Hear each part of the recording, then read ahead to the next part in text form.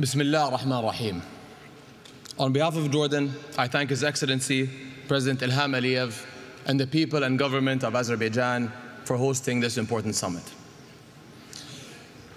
We have gathered here under the banner of solidarity, the family of nations joining as one to protect the planet we share. We all know that without common action, we are destined to fall short.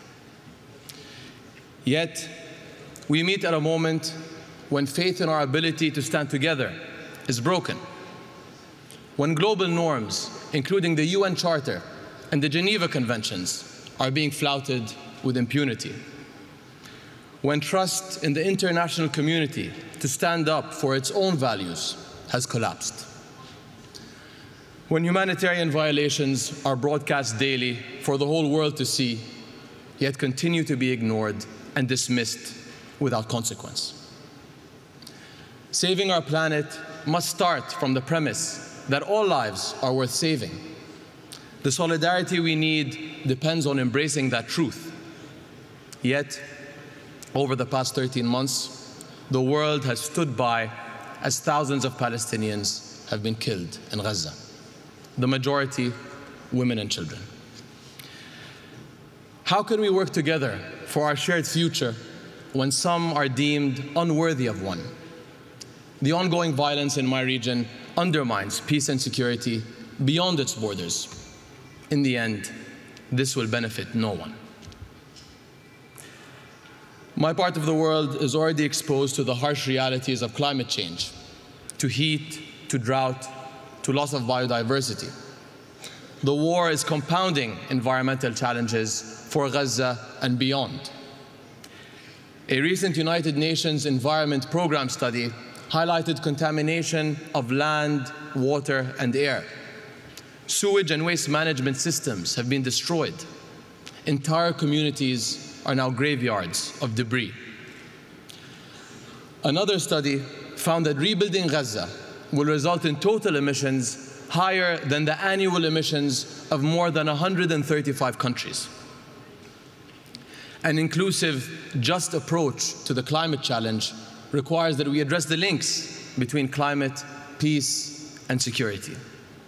Nowhere is this clearer than among global refugee communities and their hosts, who are some of the most vulnerable to climate change. During COP27, His Majesty King Abdullah II launched the Global Climate Refugee Nexus Initiative. 58 countries have signed on to date, and we invite others to join.